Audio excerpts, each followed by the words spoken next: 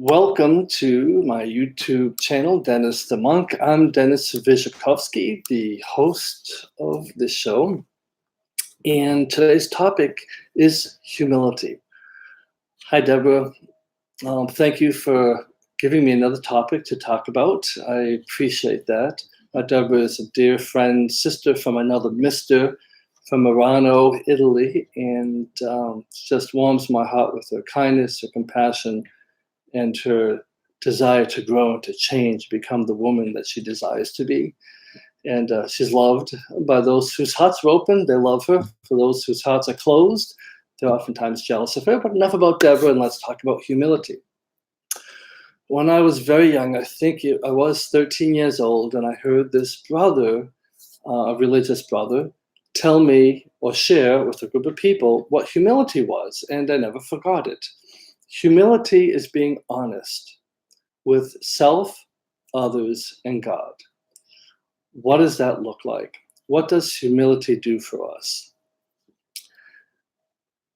I want to make sure that we don't confuse humility with people who talk down about themselves, people who maybe say negative things about themselves. That's not true humility. When we are truly humble, being honest with ourselves, we recognize the truth of, say, for example, our gifts. We recognize, say, we're a fashionable person, and someone says, "Wow, you look amazing." Well, a truly humble person would say, "Thank you." They wouldn't brush it off, because humility is acknowledging truth, the truth of what someone said in a compliment, and we say, "Thank you." So being humble, being honest with self, also brings us to a place of greater self-awareness.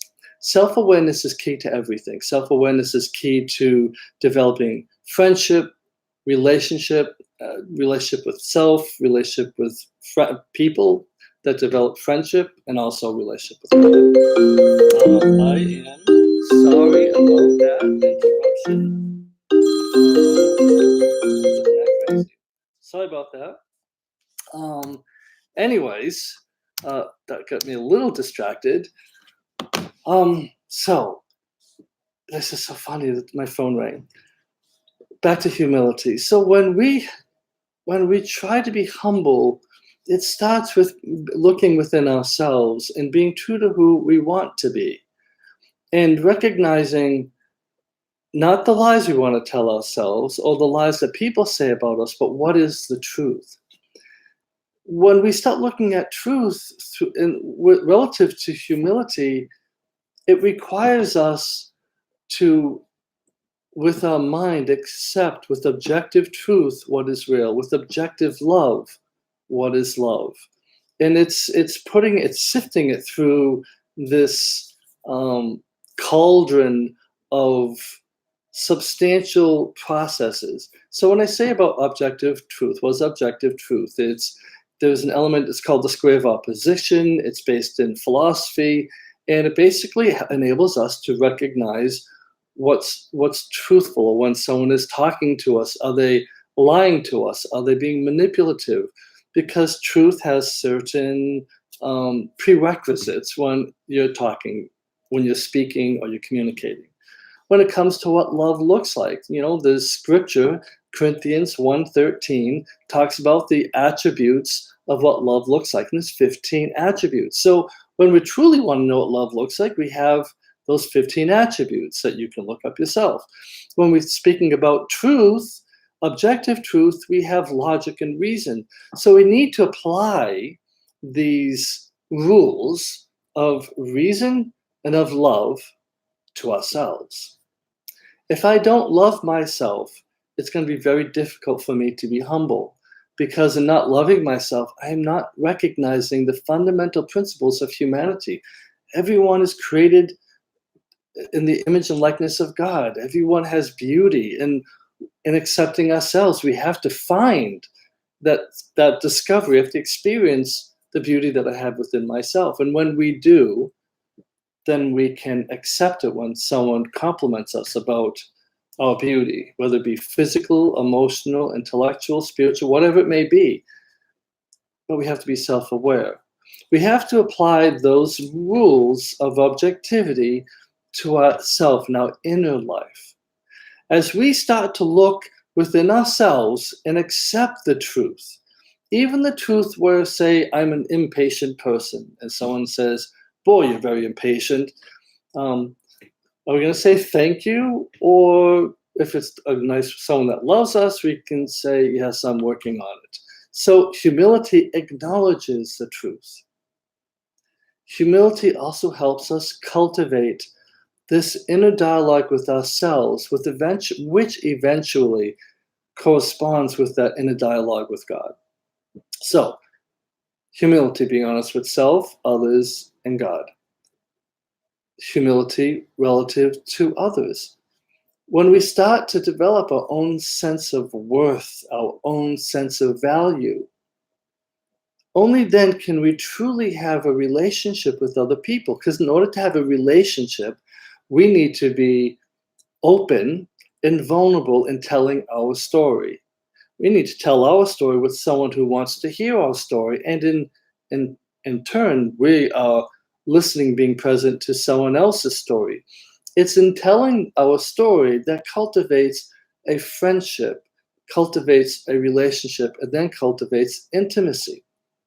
So true humility is willing to put aside the fears that come from feeling rejected or feeling lacking in confidence. It puts them away for something that's a greater good, which is to have relationship. Of course, you want to have relationships with other healthy people, and you want to have relationships with those people who will with non-judgmental, compassionate understanding, challenge you to be the best version of yourself. But it requires humility.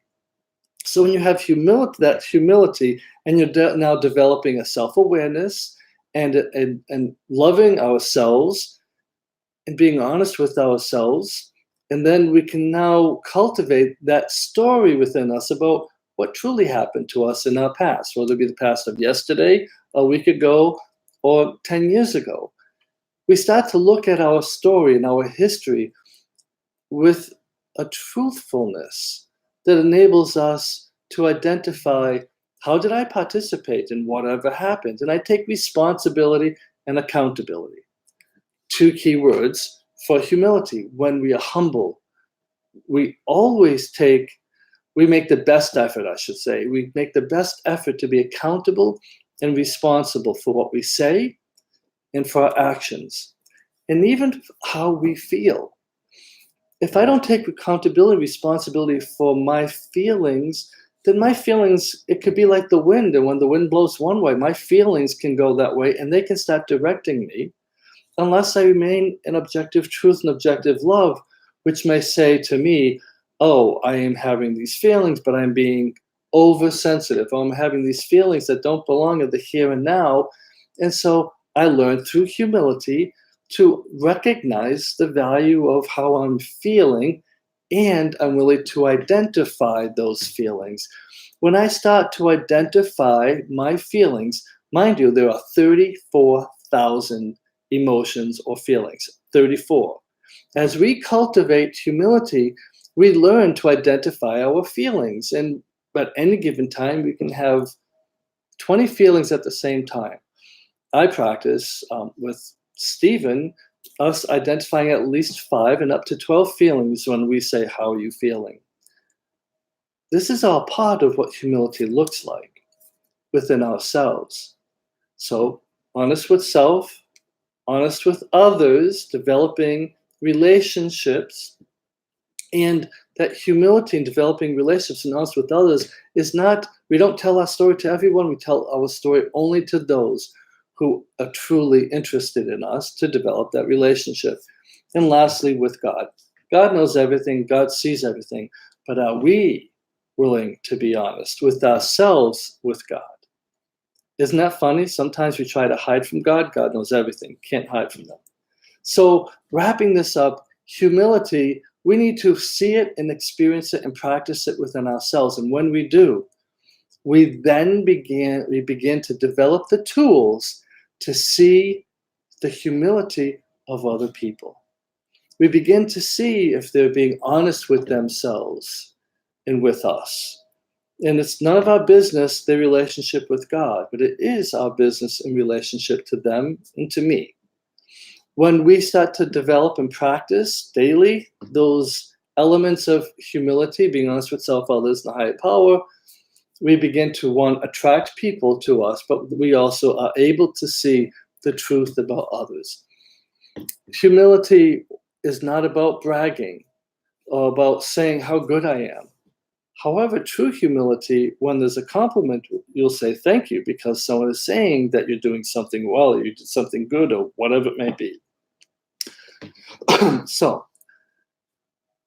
if you're looking to be humble, which is the gift of everyone, it affects all aspects of life, not just in relationships and friendships, but also in business.